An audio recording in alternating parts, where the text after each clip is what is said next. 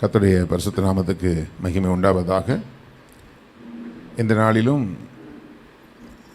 நம்முடைய வேத தியானத்துக்காக எடுத்துக்கொள்ளப்பட்டிருக்கிற வேத பகுதி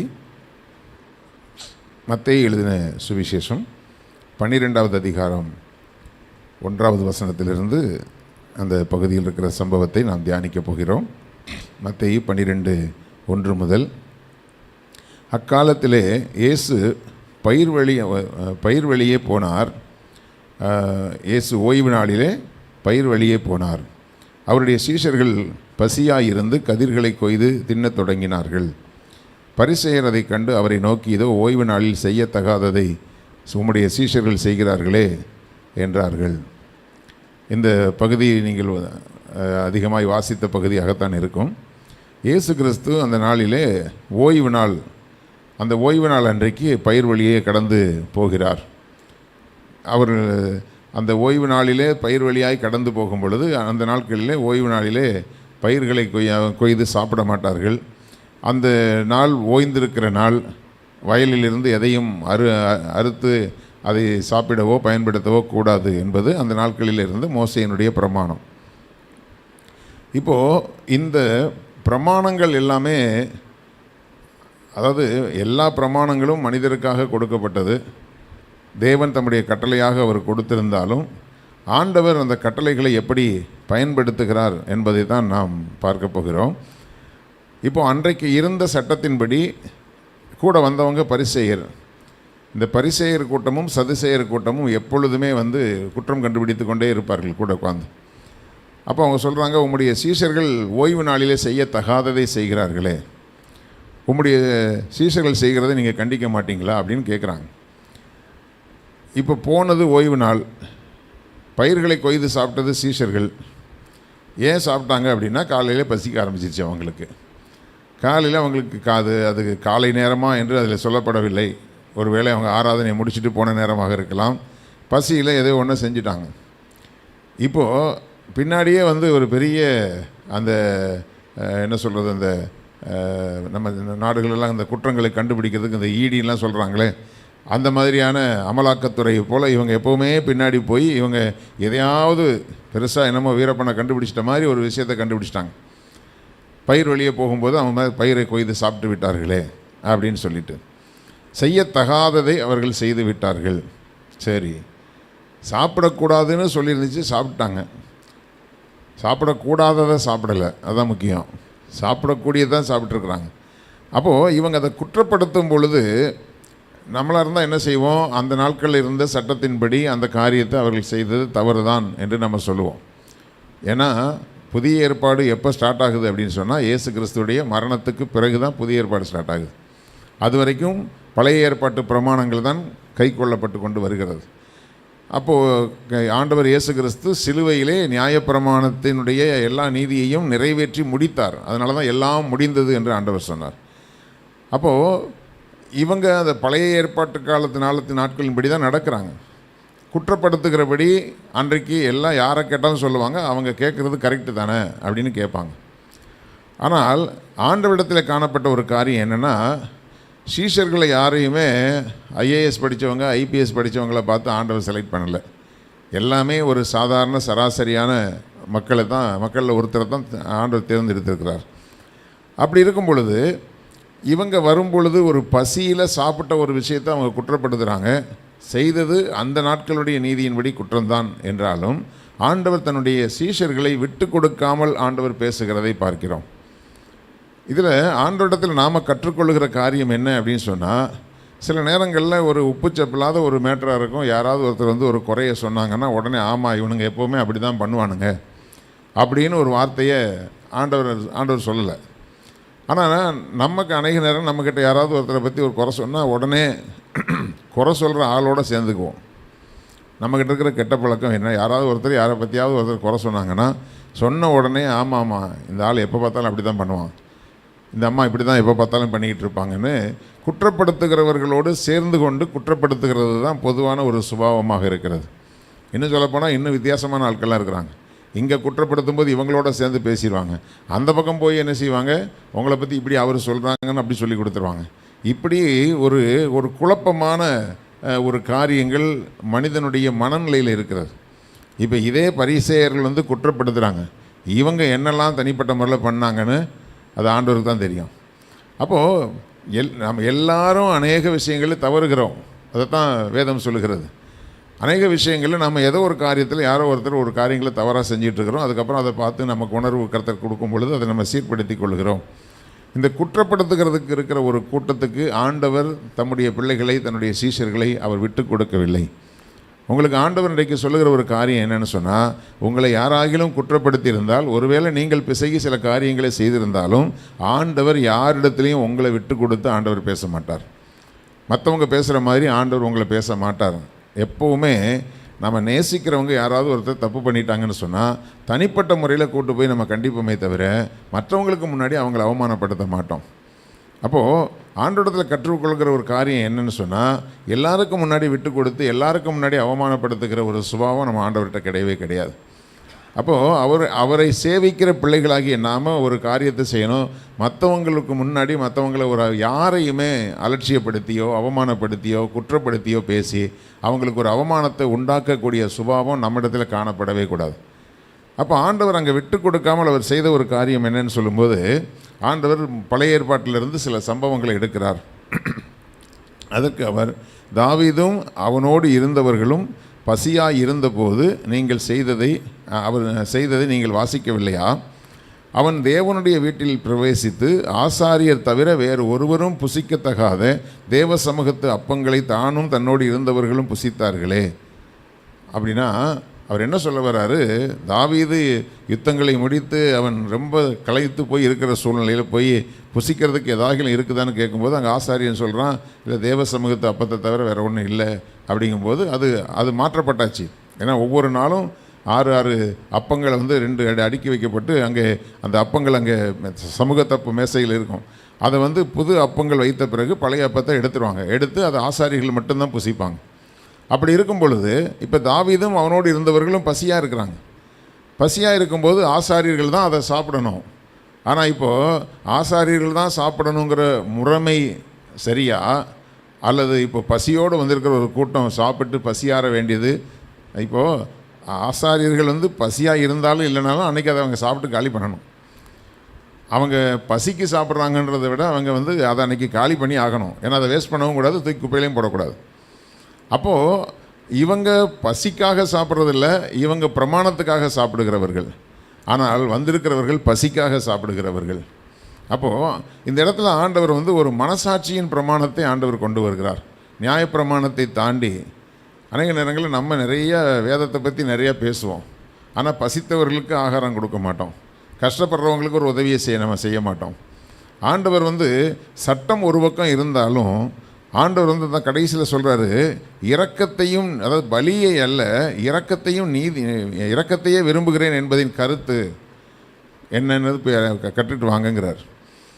கர்த்தருடைய பிள்ளைகளே, நம்முடைய வாழ்க்கையில் நமக்கு வேதம் தெரியும், சத்தியம் தெரியும், பிரமாணம் தெரியும், எல்லாமே தெரியும்.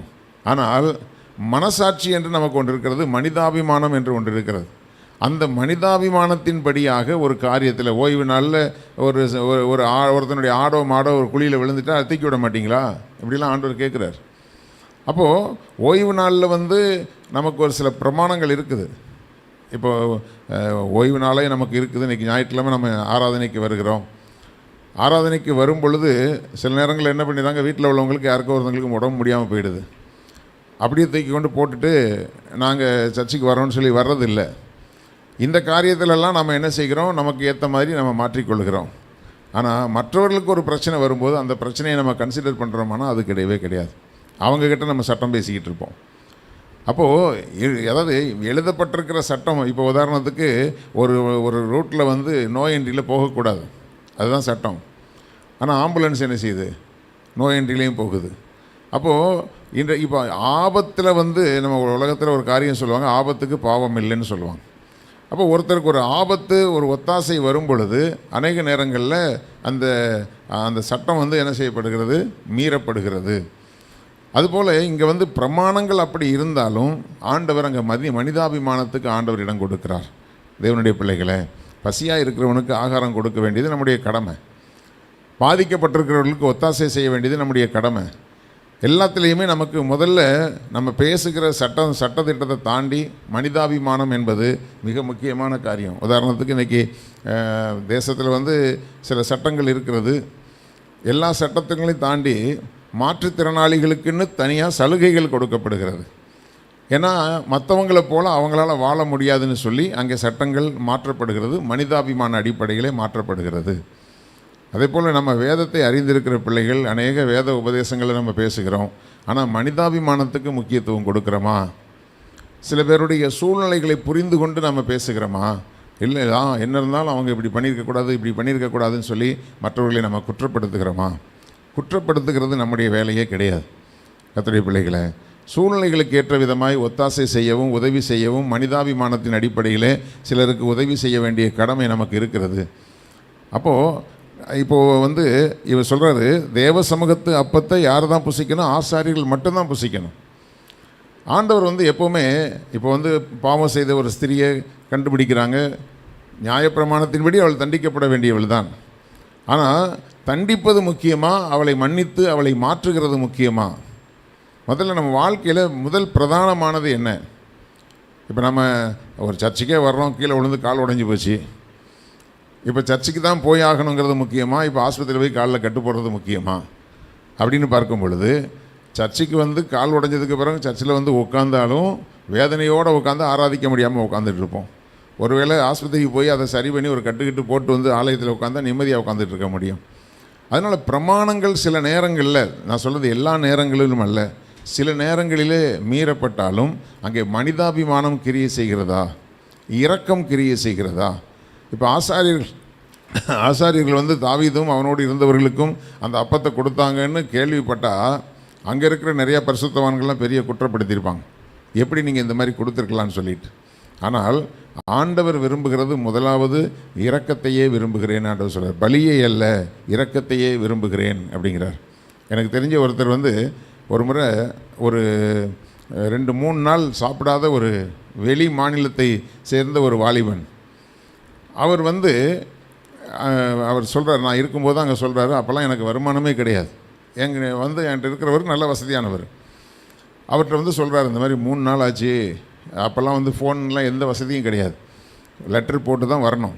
அது வடகிழக்கு மாகாணத்தில் உள்ள நாகாலாந்து எங்கேயோ அதில் ஒரு பையன், காலேஜில் ஃபீஸ் கட்ட முடியல, அப்பா அம்மாட்டேருந்து பணம் வரல, நான் எவ்வளவோ முயற்சி பண்ணி அவங்கள காண்டாக்ட் பண்ண முடியல, லெட்டர் போட்டாலும் லெட்டருக்கு பதில் வர மாட்டேங்குதுன்னு சொல்லி அழுதுகிட்டே வந்திருக்கிறான். ஒருவேளை சாப்பாடு வேணும்னு கேட்டு வந்திருக்கிறான். இப்போது இவர் இப்போ தான் உட்காந்து ஆண்டோடைய அன்பை பற்றி சொல்கிறாரு, சுவிசேஷம் அறிவிக்கிறாரு, நியாய தீர்ப்பை பற்றி பேசுகிறாரு, வேதத்தை பற்றி பேசிகிட்டு இருக்கிறாரு. 1 மணி நேரமாக அவருக்கு சுவிசேஷம் சொல்லிகிட்டு இருக்கிறார். அவர் வந்து என்ன யோசிச்சுட்டு இருக்கிறாருன்னா, இந்த ஆள் எப்போ பேசி முடித்து ஒரு வேளை சாப்பாடு கொடுப்பான்னு வெயிட் பண்ணிகிட்டு இருக்கிறார். கர்த்தருடைய பிள்ளைகளை, இப்போ எது முக்கியம் நமக்கு? ஒருத்தனுக்கு பசியில் ஆகாரம் கொடுக்காம அல்லது அவனுக்கு முன்பாக நம்ம ஒரு நல்ல ஒரு வாழ்க்கை வாழாமல் முன்மாதிரியாக இல்லாமல் அவங்களுக்கு நம்ம சுவிசேஷம் அறிவித்தா அவங்களுக்குள்ளே எப்படி போகும்? நம்மை சூழ்ந்திருக்கிற மக்களுக்கு முன்பாக நம்ம நேர்மையாகவும் நீதியாகவும் நடக்காமல், மனிதாபிமானத்தை காண்பிக்காமல், அன்பை காட்டாமல், இரக்கத்தை காட்டாமல் நம்ம வந்து அவங்களுக்கு சொல்லுகிற சுவிசேஷம், நம்ம செய்கிற ஊழியம் எல்லாமே வீணாகும். எனக்கா மனசு அடிச்சுக்குது, ஆனால் என்கிட்ட சுத்தமாக காசு கிடையாது. இப்போ அந்த மனுஷன் அழுகிறான், நான் வந்து ஒரு ஃப்ரெண்டு வீட்டில் போய் தங்கினேன், அவங்க வீட்லேயும் என்னை துரத்தி விட்டுட்டாங்க, அதுக்கு பிறகு நான் வந்து ரயில்வே ஸ்டேஷனில் படுத்தேன், சந்தேக கேஸில் கூட்டு போய் என்னை அடிச்சிட்டாங்க, இப்போ நான் என்ன செய்யணும்னு எனக்கு தெரில, என் தாய் தகப்பன்ட்டு எந்த தகவலும் எனக்கு வரல அப்படின்னு சொல்லும்போது, அவன் சொல்கிறது உண்மையோ உண்மை இல்லையோ, இப்போ பசியோடு வந்திருக்கிறான், சாப்பிட்டு 3 நாள் ஆச்சுங்கிறான். அவனுக்கு நம்ம என்ன செய்யணும்? அவனுடைய வயிற்றுக்கு தேவையான ஒரு காரியத்தை கொடுத்து, அவனுக்கு அன்பை காண்பித்து, அவனுக்கு செய்ய வேண்டிய மனிதாபிமான அடிப்படையில் செய்ய வேண்டிய காரியங்களை செய்து, அதற்கு பிறகு சுவிசேஷம் சொன்னால் அந்த சுவிசேஷம் அவனுக்குள்ளே போகும். கர்த்தருடைய பிள்ளைகளே, நாம் அநேக நீதி பேசலாம், அநேக வேத உபதேசங்களை பேசலாம், எல்லாத்தையும் நம்ம பேசலாம். ஆனால் நமக்கு ஒரு விஷயம் தெரிஞ்சிருக்கணும். முதலாவது ஆண்டவர் சொல்கிறார், பலியே அல்ல இரக்கத்தையே விரும்புகிறேன். அதாவது அந்தி சந்தி மத்தியான வேலைகளெல்லாம் பலி செலுத்தி எல்லாத்தையும் பண்ணிவிட்டு இரக்கமே இல்லாத ஒரு மனிதனுக்கு தேவன் என்ன செய்ய மாட்டார்? அவர் இறங்கவே மாட்டார். அப்போது இங்கே சொல்கிறது, அன்றையும் ஓய்வு நாளில் ஆசாரியர்கள் தேவாலயத்தில் ஓய்ந்திராமல் ஓய்வு நாளை வேலை நாள் ஆக்கினாலும் குற்றமில்லாதிருக்கிறார்கள் என்று நீங்கள் வேதத்தில் வாசிக்கவில்லையா? தேவாலயத்திலும் பெரியவர் இங்கே இருக்கிறார் என்று ஆண்டவர் சொல்லிட்டு, பலியை அல்ல இரக்கத்தையே விரும்புகிறேன். 7வது வசனத்தில் இரக்கத்தையே விரும்புகிறேன் என்பதின் கருத்து இன்னதென்று அறிந்தீர்களானால் குற்றம் இல்லாதவர்களை நீங்கள் குற்றப்படுத்த மாட்டீர்கள். அப்போது தேவைகளோடு இருக்கிறவர்களுக்கு அல்லது பிரச்சனைகளிலே போராட்டங்களிலே இருக்கிறவர்களுக்கு நாம் செய்ய வேண்டிய ஒத்தாசையையும் ஆறுதலையும் சமாதானத்தையும் நம்ம அவங்களுக்கு கொடுக்கல அப்படின்னு சொன்னால், அப்போது நீங்கள் அவங்கள குற்றப்படுத்துறீங்க. குற்றம் இல்லாதவர்களை குற்றப்படுத்துகிறீர்கள் என்று ஆண்டவர் சொல்லிவிட்டு கீழே அந்த வார்த்தையை சொல்கிறாரு. ஏனென்றால் யாக்கோபு 2:12-13 இந்த வசனத்தை நான் வாசிக்கிறேன். யாக்கோபு 2:12-13 சுயாதீன பிரமாணத்தினால் நியாய தீர்ப்பு அடையப் போகிறவர்களாய் அதற்கேற்றபடி பேசி அதற்கேற்றபடி செய்யுங்கள். என்ன சொல்கிறாரு? அதை சுயாதீன பிரமாணம்னு ஒன்று கொண்டு வர்றாரு. இப்போது சுயாதீன பிரமாணம்னா என்ன? சட்டம் ஒரு பக்கம் இருந்தாலும் நாம் செய்யக்கூடியதான சில உதவிகள் ஒத்தாசைகள் என்பது அதையெல்லாம் மாற்றி நாம் நியாய தீர்ப்பு அடைய போகிறவர்களாய் அதற்கேற்றபடி. அப்படின்னா நம்ம அநேக கர்த்தருடைய சத்தியங்களை பேசுவோம், நாங்கள்லாம் கிறிஸ்டியனாக இருக்கிறோம், நாங்கள் அப்படி இருக்கிறோம் இப்படி இருக்கிறோம் நம்ம சொல்கிறோம். அதையெல்லாம் தாண்டி நாம் நியாய தீர்ப்பில் போய் நிற்கும்போது ஆண்டவர் ஒரு காரியம் சொல்கிறாரு. இந்த சிறியரில் ஒருவனுக்கு நீங்கள் எதை செய்தீர்களோ அதை எனக்கு தான் செஞ்சீங்கன்னு ஆண்டவர் சொல்கிறார். அப்போது கர்த்தருடைய பிள்ளைகளிடத்தில் ஒரு உதவி ஒத்தாசை, ஒரு அன்பு, ஒரு இரக்கம், இவைகளெல்லாம் கிரியை செய்ய வேண்டியது அவசியமாக இருக்குது. சில பேர்லாம் ரொம்ப சூப்பர் பரிசுத்தவான்கள்லாம் பார்த்திங்கன்னா யாருக்குமே உதவி செய்ய மாட்டாங்க. ஆனால் பேசுகிறத பார்த்திங்கன்னா வாய் நிறைய பரிசுத்தத்தை பற்றி பேசுவாங்க. கர்த்தருடைய பிள்ளைகளே, ஆண்டவர் எல்லா இடத்துலையுமே சில காரியங்களை பிரேக் பண்ணியிருக்கிறார். பாவத்தில் இப்போ கண்டுபிடிக்கப்பட்டவர்களுக்கு ஆண்டவர் மன்னிப்பை கொடுத்திருக்கிறார். ஏன்னா இயேசு கிறிஸ்து வரும்போது கிருபையும் சத்தியமும் உள்ளவராக வந்திருக்கிறார். அநேக நேரங்களில் சத்தியத்தை மட்டும் பேசுகிறோம், ஆனால் கிருபையை விட்டு விடுகிறோம். ஏன்னா அந்த கிருபை தான் நம்மை தகுதிப்படுத்துகிறது, அந்த கிருபை தான் நமக்கு உதவி செய்கிறது, அந்த கிருபையினால தான் நாம் ஆண்டவருடைய ராஜ்யத்துக்கு போகிறோம். அப்படி இருக்கும் பொழுது அந்த கிருபையையும் இரக்கத்தையும் அநேக நேரங்களில் மறந்துடுறோம். அதை சொல்லிவிட்டு இங்கே சொல்கிறாரு, ஏனென்றால் இரக்கம் செய்யாதவனுக்கு இரக்கம் இல்லாத நியாய தீர்ப்பு கிடைக்கும். எவ்வளோ பயங்கரமான ஒரு வார்த்தை பாருங்கள். அப்போ இரக்கம் செய்ய வேண்டியவங்களுக்கு நம்ம இரக்கம் செய்யணும், உதவி செய்ய வேண்டியவங்களுக்கு உதவி செய்யணும். அதே சமயத்தில் அவரவருடைய தேவைகளையும் அவருடைய உணர்வுகளையும் புரிந்து கொண்டு பேசணும். இந்த ஓய்வு நாளில் பயிர் வழியாக போனான்னா பாவம் ஏதோ பசியாக இருந்தாங்க போல இருக்குது, அவ்வளோதான், அப்படி சொல்லிட்டு விட்டால் முடிஞ்சு போச்சு. ஓய்வு நாள் இப்படி சொல்லுகிறது, வீட்டில் போய் இவன் பிரியாணி சாப்பிட்டுட்டு இருப்பான். அப்போது அடுத்தவன் நாம் மறைவாய் சில காரியங்களில் நம்ம மீறிக்கிட்டு இருப்போம். அதை முதல்ல அறிக்கை பண்ணி ஆண்டவரிடத்தில் ஒப்புரவாகணும். ஆனால் அதை விட்டுட்டு மற்றவர்களை நம்ம குற்றப்படுத்துகிறோமா? கர்த்தருடைய பிள்ளைகளே, இதில் முக்கியமான ஒரு காரியம் என்ன? நீங்கள் மற்றவங்களை விட்டு கொடுத்து பேசுகிற ஒரு காரியத்தில் நீங்கள் மற்றவர்களை குற்றப்படுத்துகிறீங்க, அதே சமயத்தில் அதே குற்றத்தை நீங்கள் செய்கிறவர்களாக இருக்கிறீங்க. அப்போது நாம் சீர்பட வேண்டிய இடத்துல சீர்படணும், மற்றவர்களுடைய உணர்வுகளை புரிந்து கொள்ளணும். அவங்க ஏன் இப்போ இந்த மாதிரி காரியத்தை செஞ்சாங்க, இப்படிப்பட்ட காரியத்தை செய்கிறது ஒவ்வொருத்தரும் ஒவ்வொரு குடும்பங்களில் அவங்கவுங்களுடைய குடும்ப சூழ்நிலைகளுக்கு ஏற்ற மாதிரி தான் சில காரியங்களை அவங்க செய்வாங்க. அதை விட்டுட்டு நம்ம அவங்ககிட்ட போய் நம்ம மனசை உடைக்கிற மாதிரி சில காரியங்களை பேசவே கூடாது. அப்போது ஆண்டவர் கொடுக்குற அந்த மனிதாபிமான அந்த எண்ணங்களையும் சிந்தனைகளையும் நம்ம புரிந்து கொள்ள வேண்டியது மிக அவசியம். அதான் சொல்கிறாரு, நீ இரக்கம் இல்லாமல் பேசினீன்னா உனக்கு இரக்கம் இல்லாத நியாய தீர்ப்பு தான் கிடைக்கும். இப்போ உதவி செய்ய வேண்டியவங்க, பாதிக்கப்பட்டிருக்கிறவங்க, மனம் உடைந்து போயிருக்கிறவங்க, அப்படிப்பட்டவங்களை உணர்வுகள் புரியாமல் பேசினோம்னு சொன்னால் அதுதான் சொல்கிறாரு, நீ இரக்கம் செய்யாதவனுக்கு இரக்கம் இல்லாத நியாய தீர்ப்பு கிடைக்கும், நியாய தீர்ப்புக்கு முன்பாக இரக்கம் மேன்மை பாராட்டும் அப்படிங்கிறார். அப்போ நீங்கள் காண்பிக்கிற இரக்கமும் அன்பும் தான் நியாய தீர்ப்பில் நியாய தீர்ப்புக்கு முன்பாகனா நியாயம் ஒரு பக்கம் இருக்குது, இன்னொரு பக்கம் இரக்கம் ஒரு பக்கம் நின்றுட்டுருக்குது. ஆண்டவர் எதுக்கு முதல்ல முக்கியத்துவம் கொடுப்பார்? அநேக சட்டங்கள் திட்டங்கள் எல்லாமே இருக்கலாம், ஆனால் இரக்கம் செய்கிறவங்க பாக்கியவான்கள், அவர்கள் இரக்கம் பெறுவார்கள்னு சொன்னார். சமாதானம் பண்ணுகிறவர்கள் பாக்கியவான்கள். ஆண்டவர் அந்த மலை பிரசங்கத்தில் எல்லா காரியங்களையும் சொல்லி தான் வச்சுருக்கிறார். அதனால் வேதத்தை வாசிக்கும் பொழுது கர்த்தருடைய பிள்ளைகளே, வேதம் நம்முடைய வாழ்க்கையாக மாறும்போது அங்கே தெரியும் அந்த வசனத்துக்குள்ளே கிருபை இருக்கிறது. வசனம் சத்தியமானது, அந்த சத்தியத்துக்குள்ளே கிருபையும் இருக்கிறது, இரக்கம் இருக்கிறது, அன்பு இருக்கிறது, தயவு இருக்கிறது, சாந்தம் இருக்கிறது, நற்குணம் இருக்கிறது, விசுவாசம் இருக்கிறது, எல்லாம் உள்ளுக்குள்ளே வசனத்துக்குள்ளே அடங்கி இருக்கிறது. அப்போ வசனத்தை கை கொண்டு வசனத்தின்படி நான் பேசுகிறேன் என்று சொன்னால் அங்கே இவைகளெல்லாம் நமக்குள்ளே இருந்து நம்ம கிரியை செய்தால் மட்டும்தான் தேவனுக்கு முன்பாக நியாய தீர்ப்பு போய் நிற்கும் பொழுது ஆண்டவர் முக்கியமாக சொன்ன ஒரு வார்த்தை என்ன? இந்த சிறியரில் ஒருவனுக்கு நீங்கள் எதை செய்கிறீர்களோ. சிறியர் என்றால் என்ன அர்த்தம்? பாதிக்கப்பட்டிருக்கிறவங்களுக்கு, மனம் உடைந்து போனவர்களுக்கு, மனம் தொய்ந்து போனவர்களுக்கு ஒத்தாசை செய்யக்கூடிய மனப்பக்குவம் இருக்கணும். குற்றப்படுத்துகிறதே நமக்கு ஒரு காரியமாக இருந்து விடக்கூடாது. எல்லாவற்றிலும் ஒரு இரக்கம் தேவை. இப்போ உதாரணத்துக்கு ஆண்டவர் ஒரு பெரிய கூட்டத்துக்குள்ளே நிற்கிறாரு. அந்த கூட்டத்துக்குள்ளே ஒரு பாதிக்கப்பட்ட ஒரு ஸ்திரீ அவருடைய வஸ்திரத்தின் ஓரத்தை தொடுகிறது. அவள் வர்றாளா வரலையான்னு அவருக்கு தெரியும். ஆண்டவருக்கு அவளுடைய பலவீனத்தை ஆண்டவர் அறிஞ்சிருக்கிறாரு.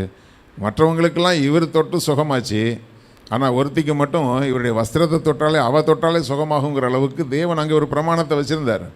அவருக்கு தெரியும் வருகிற பெண் பாதிக்கப்பட்டவள், சரீரம் பலவீனமானவள், அவளால் இந்த கூட்டத்துக்குள்ளே முண்டியடித்து உள்ளே வர முடியாது, எங்கேயோ நின்று என்னை உண்மையாய் தேடி வருகிற ஒரு மகள் இருக்கிறாள் என்று சொல்லி இவர் தொட்டு தான் சுகமாக்கணும். ஆனால் இவருடைய வஸ்திரத்தை தொட்டாலே சுகமாகக்கூடிய ஒரு கிருபையை தேவன் அங்கே வச்சுருந்தார். அதே மாதிரி ஆண்டவர் சொல்கிறாரு, என்னிடத்திலிருந்து வல்லமை புறப்பட்டதுங்கிறார். அப்போ அவரை நெருக்கி தொட்டுக்கிட்டு அவங்களுக்கெல்லாம் வல்லமை போகலையா? அவங்களுக்கெல்லாம் ஒன்றும் நடக்கலையே. அப்போது என்னை தொட்டது யாருன்னு ஆண்டவர் ஏன் கேட்குறாரு? உண்மையாக சொல்லப்போனால் ஆண்டவரை அவள் தொடவே இல்லை, வஸ்திரத்தை தான் தொட்டா. அப்போ ஆண்டவர் அங்கே அவளுடைய தேவையை பார்க்குறாரு, அவளுடைய பலவீனத்தை பார்க்குறாரு. என் வஸ்திரத்தின் ஓரத்தை தொட்டால் கூட அது என்னை தொட்டதாக அவள் விசுவாசிக்கிறாள். அந்த விசுவாசத்தை நான் கனப்படுத்துகிறேன்னா அவளுக்கு ஒரு அற்புதத்தை ஆண்டவர் செஞ்சார். அதனால் கர்த்தருடைய பிள்ளைகளை, நீங்கள் எவ்வளவு பாதிப்பிலிருந்து கர்த்தரை தேடுகிறீங்கிறது முக்கியம் இல்லை, எவ்வளவு உண்மையாய் தேடுறீங்கன்னு. எல்லாரும் அவரை தொட்டுக்கிட்டு இருந்தாங்க. இயேசுனா யாருன்னு பார்க்குறதுக்காக ஒரு கூட்டம் வந்துட்டு இருந்துச்சு. நான் இயேசு கூட நான் செல்ஃபி எடுத்துக்கிட்டேங்க சொல்லி இன்றைக்கி அப்படி சொல்லுவாங்க இன்றைக்கி உள்ள ஆட்கள்லாம். அந்தளவுக்கு அவருக்கு க்ளோஸாக இருந்தாங்க. அவங்களுக்குள்ளெல்லாம் வல்லமை போகலை. உண்மையான அன்போடு உண்மையாய் தேடுகிறவர்கள் எத்தனை பலவீனங்களில், எத்தனை இயலாத சூழ்நிலைகள் இருந்து கர்த்தரை தேடுகிறார்களோ அவர்களுக்கு இரக்கம் செய்ய தேவன் வல்லவராக இருக்கிறார். அதனால் கர்த்தருடைய பிள்ளைகளே, பிரமாணத்துக்கு மேலே அங்கே இரக்கம்தான் மேன்மை பாராட்டும். நியாய தீர்ப்புக்கு முன்பாக இரக்கம்தான் மேன்மை பாராட்டும். அதனால் இரக்கம் உள்ளவர்களாக இருங்க, அன்புள்ளவர்களாக இருங்க. ஒருத்தருக்கு தேவைகள் இருந்து உங்களால் செய்ய முடியும் என்கிற ஒரு சூழ்நிலை இருக்குமானால் அந்த உதவிகளை செய்ய நீங்கள் யோசிக்காதிருங்கள். முதல்ல இரக்கம்தான் முக்கியம். அதை தான் முக்கியமாக சொல்கிறாரு. அந்த வார்த்தையை பாருங்கள், பலியை அல்ல இரக்கத்தையே விரும்புகிறேன் என்பதின் கருத்து இன்னதென்று அறிந்தீர்களானால் குற்றமில்லாதவர்களை நீங்கள் குற்றப்படுத்த மாட்டீர்கள். அதனால் குற்றப்படுத்தி பேசுகிறதல்ல, ஒவ்வொருத்தருடைய சூழ்நிலைகளையும் உணர்வுகளையும் புரிந்து கொண்டு பேசுங்க. அப்போ தான் கர்த்தர் உங்களோடு கூட இருப்பார். அது கர்த்தருக்கு பிரியமான ஒரு காரியம். கண்களை மூடி நாம் ஜெபிக்கலாம். ஹல்லேலூயா, ஹல்லேலூயா, ஹல்லேலூயா, ஹல்லேலூயா. அப்பா உமக்கு ஸ்தோத்திரம், ஸ்தோத்திரம், ஸ்தோத்திரம். நீர் இரக்கம் உள்ளவராய் இந்த பூமிக்கு வந்திருக்கிறீர் தகப்பனே. ஹல்லேலூயா. நியாயாதிபதியாய் நீர் வரவில்லை ஆண்டவரே, உமக்கு ஸ்தோத்திரம். நீர் நியாயாதிபதியாய் வருகிற ஒரு காலம் இருக்கிறது என்றாலும் நீர் வந்த பொழுது ஆண்டவரே உம்முடைய இரக்கத்தையும் அன்பையும் தயவையும் நீர் எங்களுக்கு காண்பித்திருக்கிறீர் ஆண்டவரே. ஸ்தோத்திரம். குற்றப்படுத்துகிறது உம்முடைய நோக்கம் அல்ல ஆண்டவரே. அப்படிப்பட்ட தெய்வத்தை ஆராதிக்கிற நாங்கள் ஆண்டவரே யாரையாகிலும் குற்றப்படுத்தி கொண்டே இருக்கிற ஒரு காரியம் எங்களுக்குள்ளே காணப்படாதபடிக்கு, யார் எந்த தப்பு செய்கிறாங்கன்னு சொல்லி அவங்களையே நோக்கி பார்த்து கொண்டு அந்த தவறுகளையே பேசி அல்லேலூயா நாங்கள் நீதிமான்கள் என்று காண்பிக்கிறதான அந்த சுபாவம் அன்றைக்கு பரிசேயர்களுக்குள்ளே சதுசேயருக்குள்ளே இருந்ததே ஆண்டவரே. அப்படிப்பட்ட சுபாவங்கள் எங்களுக்குள்ளே காணப்படாதபடிக்கு நாங்கள் யாரையும் குற்றப்படுத்துகிறவர்களாய் அல்ல ஆண்டவரே, நாங்கள் இரக்கத்தை விரும்புகிறவர்களாய் ஆண்டவரே, மற்றவருடைய சூழ்நிலைகளையும் ஆண்டவரே உணர்வுகளையும் புரிந்து கொண்டு நாங்கள் உதவி செய்கிறவர்களாய் காணப்பட தேவன் எங்களுக்கு உதவி செய்வீராக. உடைய பிரமாணத்தை நாங்கள் நிறைவேற்றி ஒருவர் பாரத்தை ஒருவர் சுமந்து அல்லேலூயா கிறிஸ்துவின் பிரமாணத்தை நிறைவேற்றுங்கள் என்று ஆண்டவர் சொல்லியிருக்கிறபடி கர்த்தாவே, அந்த கிறிஸ்துவின் பிரமாணத்தை நிறைவேற்ற நாங்கள் ஒருவர் பாரத்தை ஒருவர் சுமக்கிறவர்களாய், ஒருவருடைய உணர்வுகளை நாங்கள் புரிந்து கொள்ளுகிறவர்களாய், மற்றவருடைய பலவீனங்களை நாங்கள் புரிந்து கொண்டு ஒத்தாசை செய்கிறவர்களாய் தேவனாகிய கர்த்தர் எங்களுக்கு உதவி செய்யும்படி தேவனுடைய கரத்திலே ஒப்புக் கொடுக்கிறோம். காரியங்களை வாய்க்க பண்ணுவீராக ஆண்டவரே. உமக்கு ஸ்தோத்திரம். இந்த காலை வேளையிலும் கூட கர்த்தாவே, இந்த வார்த்தைகளை கேட்ட உம்முடைய பிள்ளைகளையும் பிள்ளைகளுக்கு உண்டான எல்லாவற்றையும் சுற்றிலும் தேவன் வேலியடைத்து பாதுகாத்து உடைய பிள்ளைகளுடைய போக்குவரத்துகளெல்லாம் தேவன் பாதுகாத்து உடைய பிள்ளைகளுடைய எல்லா தேவைகளையும் சந்தித்து வழி நடத்துங்க. துதியும் கனமும் மகிமையும் உமக்கே செலுத்துகிறோம். இயேசு கிறிஸ்துவின் இன்ப நாமத்தில் ஜெபிக்கிறோம் ஜீவன் உள்ள எங்கள் நல்ல பிதாவே, ஆமென். என் ஆத்துமாவே கர்த்தரை ஸ்தோத்திரி, முழுமே அவருடைய பரிசுத்த நாமத்தை ஸ்தோத்திரி. என் ஆத்துமாவே கர்த்தரை ஸ்தோத்திரி, கர்த்தர் செய்த சகல உபகாரங்களையும் மறவாதே. ஆமேன், ஆமேன். கர்த்தர் உங்களை ஆசீர்வதிப்பார்.